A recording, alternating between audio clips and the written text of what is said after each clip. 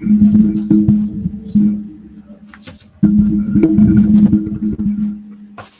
guys, welcome to our edition of Let Him Run.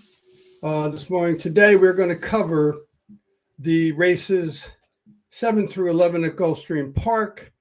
My name is Fred York. I'm here again to bring that information to you and excited to do it. Without my man Sean Miller once again, who I believe is celebrating at a birthday party. Hope you have a good time, Sean. And if you had the opportunity to join our stream or attempted to join our stream on Thursday, we put in a special, what we call a happy hour podcast that was supposed to go off at 3 p.m. Looking forward to it. Looked like it was going to be exciting. Had some people interested in watching it. That was all good. And then, as I learned from Sean, this Google Cloud outage of something or other, podcasters all over were scrambling to get the stuff back on the air, me being one of them. That didn't happen. And so we did it. It was just a little bit later. I think we went on about 4:30. Still got the information out here on one of our 2 weekly podcasts that we do on Thursdays, which we do our podcast, which is called our One Horse Wonders, where we also do our top picks. And then we let you not wonder why we picked it. We tell you why we picked them, and we'll go over some of those again today, in addition to our contenders that we put on our Florida Sports Talk article that is out there on Florida Sports Talk. So check that out. We'll be covering that in the current Royal Palm meet that is currently going on at Gulfstream Park. We typically go ahead and on Thursdays do our podcast at 8 p.m., which is our One Horse Wonder live picks. And then today on Saturday, 12:30s, myself and usually Sean, when he's with me, will then go on and cover those races in a little more detail with a little more information. Scratches obviously make a big impact on some of the decisions that we make, and we'll go over those as well right now. So let's get to it. Put on my cheaters so I can see what I'm talking about. That usually helps a little bit when trying to know what you're talking about. You got to see what you're talking about. So let's talk about, get this off here. Let's talk about the first race in the sequence, which is race 7. And it is 5.5 furlong sprint on a synthetic. It is a claiming race, 8,000 non-winners of 2 lifetime. There were no scratches in this race, so we have a big field of 12, which really makes it interesting when you're trying to pick and choose, where you want to find your winner. But it also can be rewarding if you find a horse that you like, because in a big field like that, the pool size is going to be big. The pick 5 pool is going to be big. And so therefore, this is a good start to the sequence in this pick 5 with a big field of 12 and no scratches. So we fell initially, again, as we talked about Thursday, the number 3, Nuclear Empire. Morning line of 8-1. Again, I do these picks and I do my information. I go over my information from the when I download the past performances. I do my information without the odds. So I don't know what the odds are. I was really surprised that this horse in this race, I know it's first time with winners and sometimes that's a negative, but the reason I like him is the first time this horse tried synthetic, which was the last time. He ran a tremendous race, won the race easily. There is a small field, 7, not as big as this field of 12, but nevertheless showed some really good interest to staying up front, and then closed very strongly at the end to win the race when he was at 4-1. So I think this horse, the Beyer speed figure he put up was by far the highest Beyer speed figure. So it certainly shows his affinity that this horse really likes synthetic. Put up a Beyer speed figure of 54. The Beyer par for this level of racing, this distance of racing on synthetic, is 70. So he could jump up by 15 points. There's no question, 10 to 15 points to put him right in the mix. And at 8-1, that's a horse who I really am interested in. And also the 2 prior races that he raced, which were at Monmouth Park, were both maiden special weight races. Again, this is another big drop that he took to win that race last time out, in maiden claiming 12.5, but nevertheless won it impressively. And I think we're going to see this horse get another weight negative again. If you look at some handicappers do a lot of what they call, weight based on weight. Okay, is there any change in the weight? In this case, it's a change that might be interpreted as slightly a negative, except that the jockey you're getting, Vasquez, is tremendous, does a great job winning a lot of races. And the previous weight that this horse ran at before with the apprentice Fuenamayor on him was 108, and now he's up to 120. So that's like a 12-pound addition. Is it a big deal? I don't think so. I think this horse is just a good horse and is going to have a really good chance to win. So in our contenders, okay, we also looked at a couple other horses. Now this horse, we're listing him as a contender, but he's the morning line favorite and very likely to go off as the post-time favorite. Our Money Moves, the number 8 horse, being ridden by Jockey Morelos and being trained by a very good trainer down at Gulfstream Park, Carlos David, currently hitting at 30% in the win column. So that's a pretty good rate for that horse. Also, First Claim. It's the first claim. He's been claimed into the Carlos David barn. He hits at 30% with that as well. So percentages look very good. Also, number 1 Prime Power, which we talk about often as a big plus in terms of the information that Brisnet provides. We talked about that very often. So I think this horse could make some noise on the front end. There may be some other speed in here. The horse to his outside, Guacipuro, is also a speed horse, maybe not quite as fast as this horse. Doesn't run a lot on synthetic, but might have a chance to get up there with him and give him a little bit of trouble up front.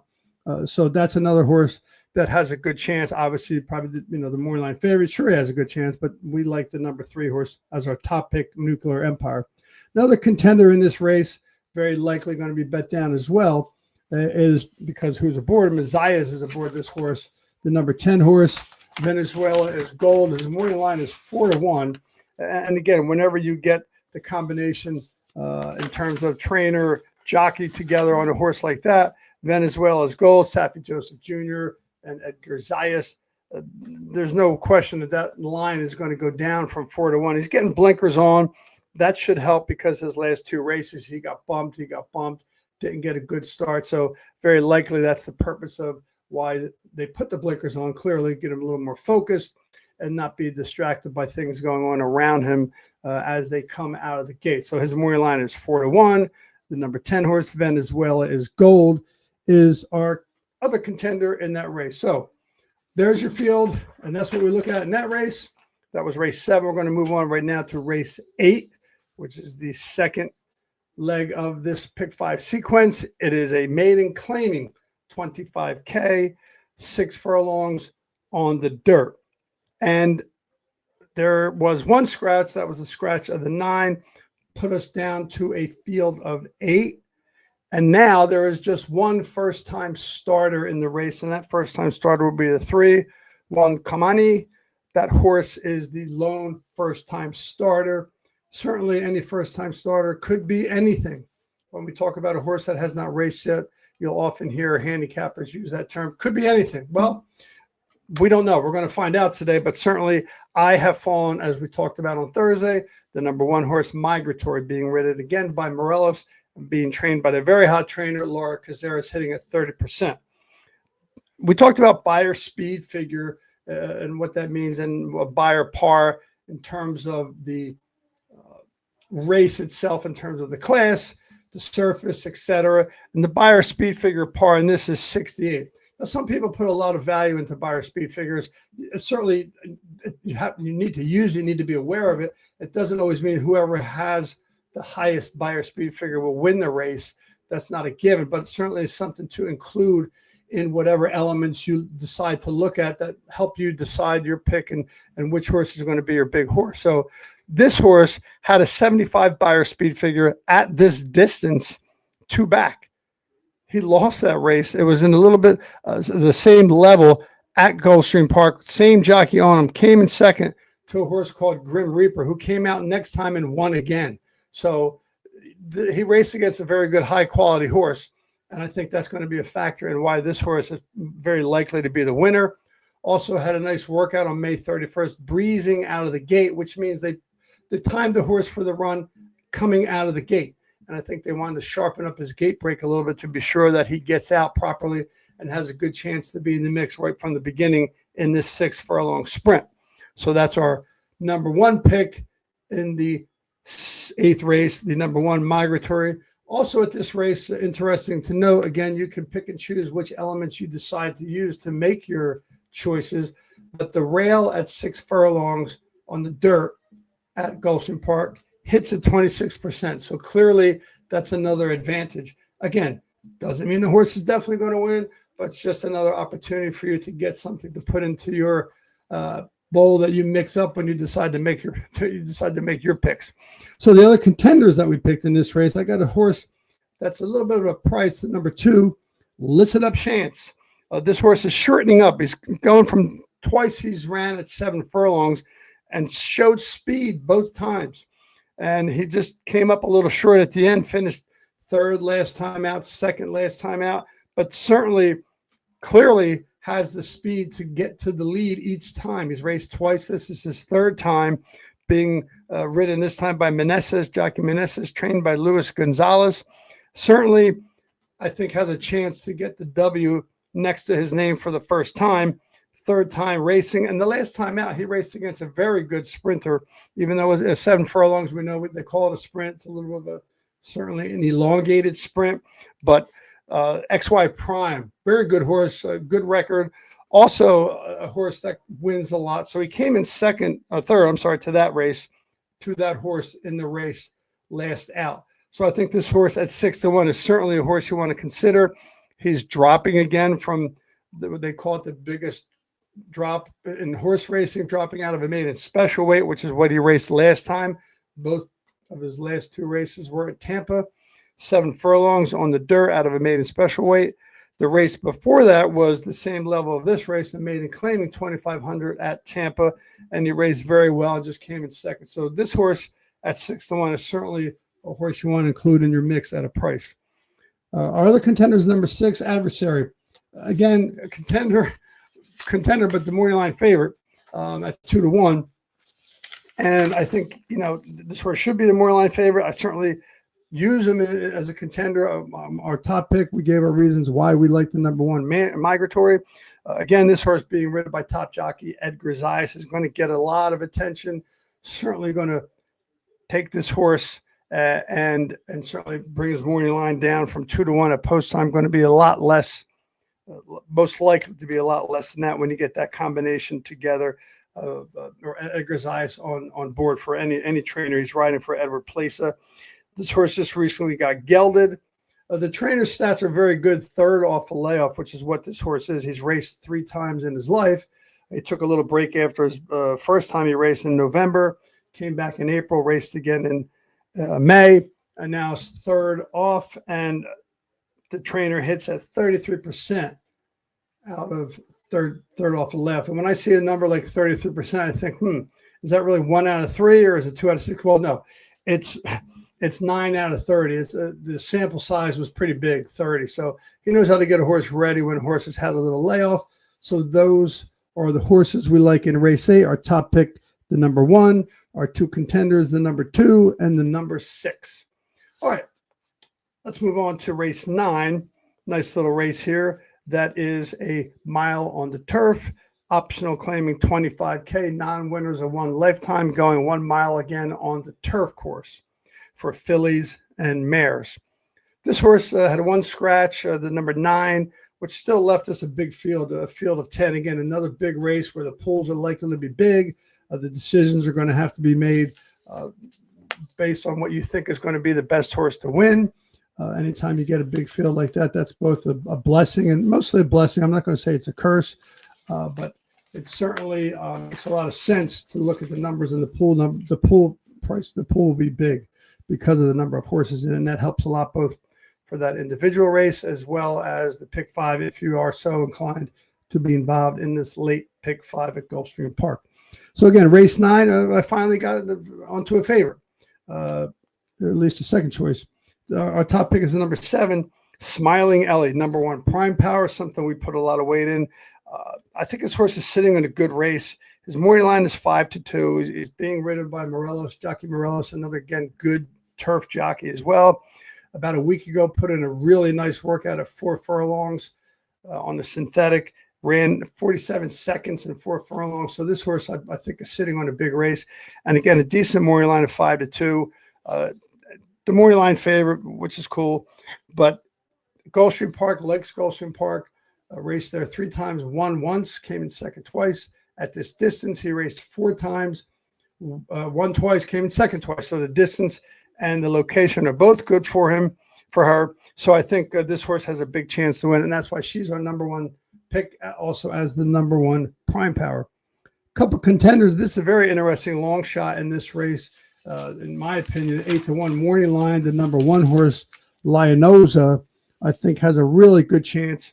Again, this horse is stretching out for the first time to a mile on turf. Typically runs in all sprint races. The longest race this horse has, which she has ridden in, been involved in, is a 7 furlong dirt race.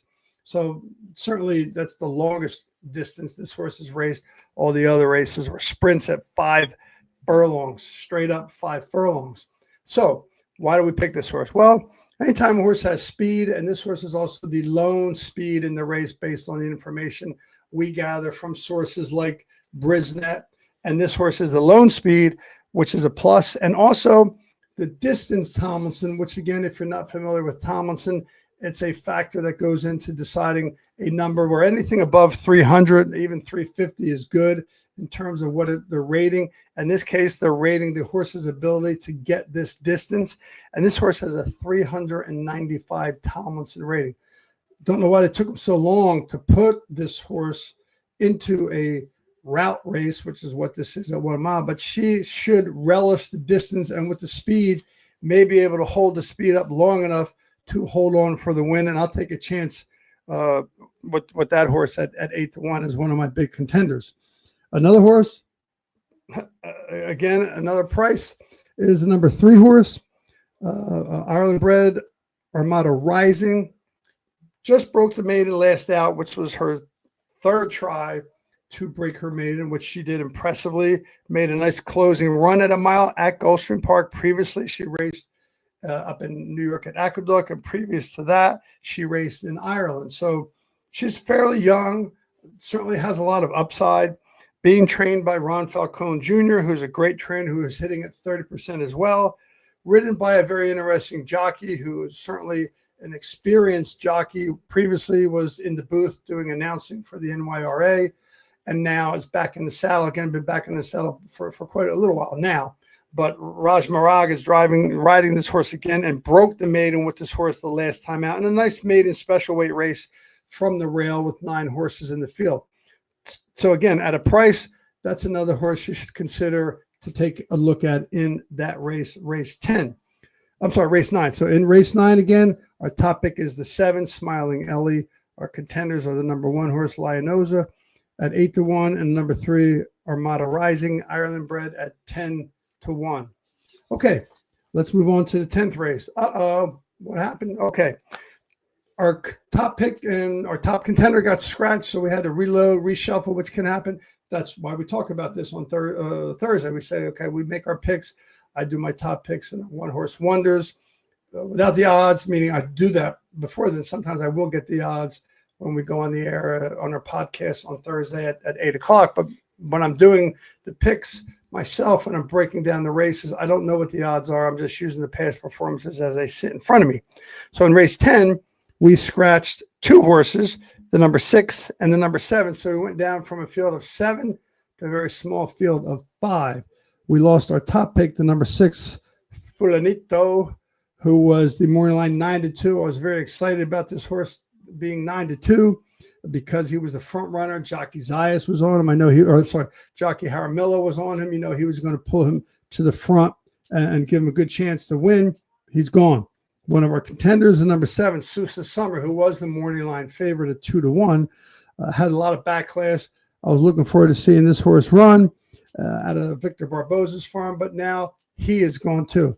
So the one of our contenders that's left is the number 4, Cruising Man.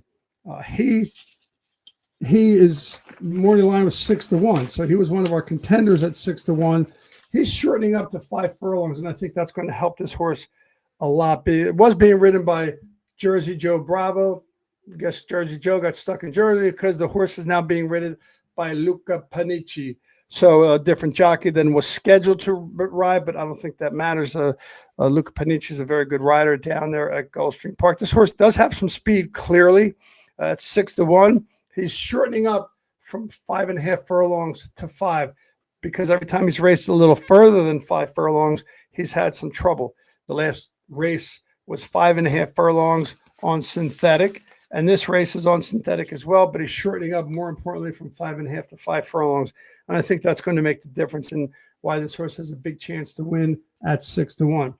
And then when our 2 scratches came up, I went back, okay, there's only a field of 5 in this race, so it's not a big field, not a terrible thing. It could make your choices pretty easy. I certainly think the number 3, Tap Gold, who is the number 1 prime power down there, is 3-1, which puts him now in the position as the morning line favorite. We'll see what happens at post time.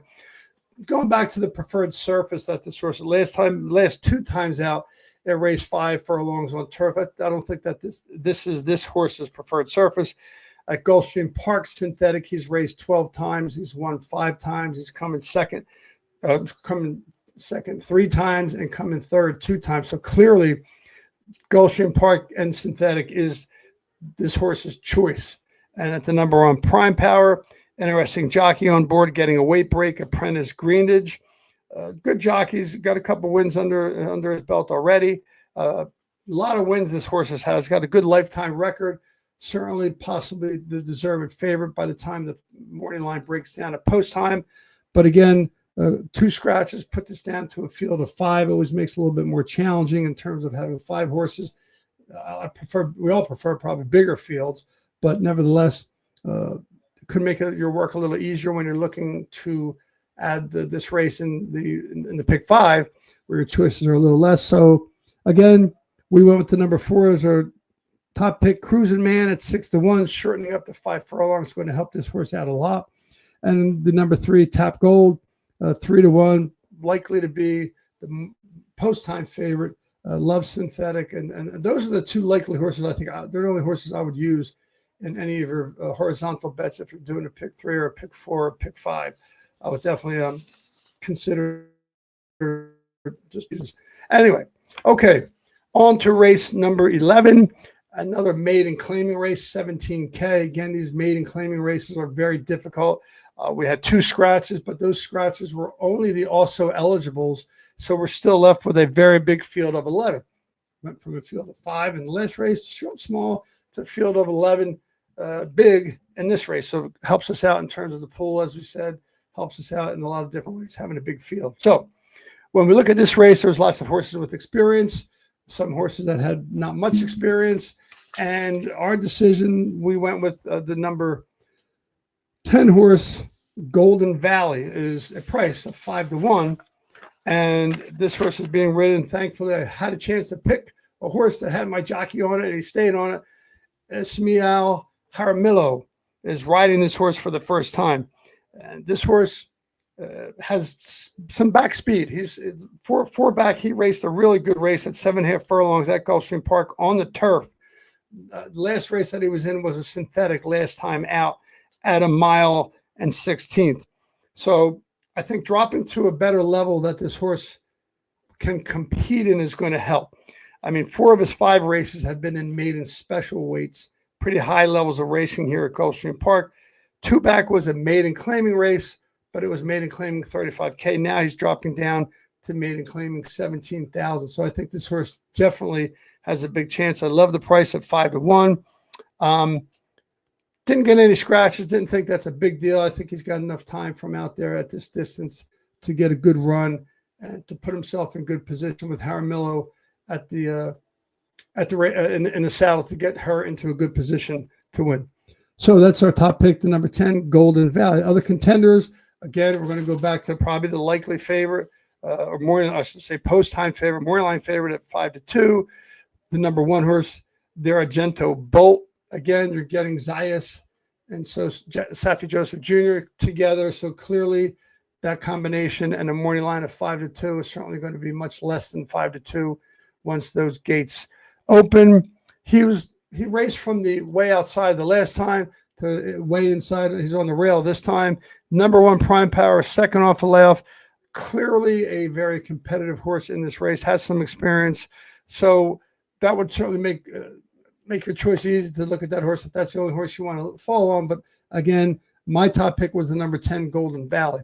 Another horse that, again, I think has a big chance in this race and probably is going to be the second choice when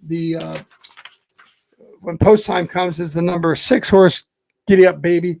Morning line is 7-2. Being ridden by Gil. There's a new jockey down there. Closed impressively last time out at 1 mile and 16th. Put up a good buyer speed figure number. Gil was on him last time. On her last time. Is on her again, third off the layoff. And I think this horse could pick up some pieces late. So I would certainly not leave this horse out in any of your exotic bets, or certainly when you're looking to close out your late pick 5. So hopefully that gives you some good looks at what's going on down there at Gulfstream Park today. It's fast and firm as it normally is. I know we didn't have any cloud issues on the internet today, but we've got a lot of cloud issues here in Jersey. It's cold, it's damp, it's rainy. I got to get to Gulfstream Park somewhere along the way. I got to get down there, and I'm sure I will. But Gulfstream Park's meet will be ending, or their current meet, which is the Royal Palm meet, will be ending on June 29th. They'll be taking a break in July and August, where there will be no racing down at Gulfstream Park most likely because Saratoga will begin their 6-week meet, or a little more than 6 weeks in July, in the middle of July, and they'll go on to the end of August. Labor Day is when they end on September 1st. That's a good meet, and that is where Let 'Em Run will turn our attention to when Saratoga opens up their meet. So therefore, today, again, we covered Gulfstream Park late pick 5 once again. Hope you got some information out of it. And I just got some breaking news on my phone that tomorrow's Rainbow Pick 6 at Gulfstream Park will be a mandatory payout. So that means every ticket will get paid out, not just the winning tickets and get partial. They're going to pay out the whole pool. And they're estimating that the pool total could be $2 to $3 million. When it's not a mandatory payout, the money that's not paid out gets carried over, and it gets carried over. Well, it's been getting carried over, and now when it hits a certain point, they decide to make it a mandatory payout. So keep your eyes and your attention. Perhaps we may put some information out for that mandatory Rainbow Pick 6 payout tomorrow at Gulfstream Park.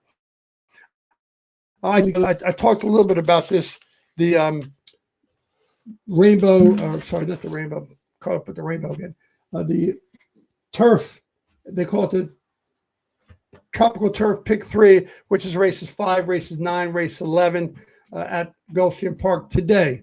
It's a nice little turf sequence, not in order, but it's called the Tropical Turf Pick 3, races 5, races 9, race 11. I'm going to put something out there on X with a picks that I'm going to make in that, put together a little ticket, show it to you. If you like it, play it. Won't be real expensive. It's a nice little chance to put some horses together. And it's a $3 base pay, so you have to keep that in mind too. Put a whole lot of horses in, make your ticket cost a little more, but you can get some good value with some of the horses, at least in the legs that I saw in races 5, which is a claiming $17,000 turf race, and races 9, which we talked about, in races 11. So keep that in mind.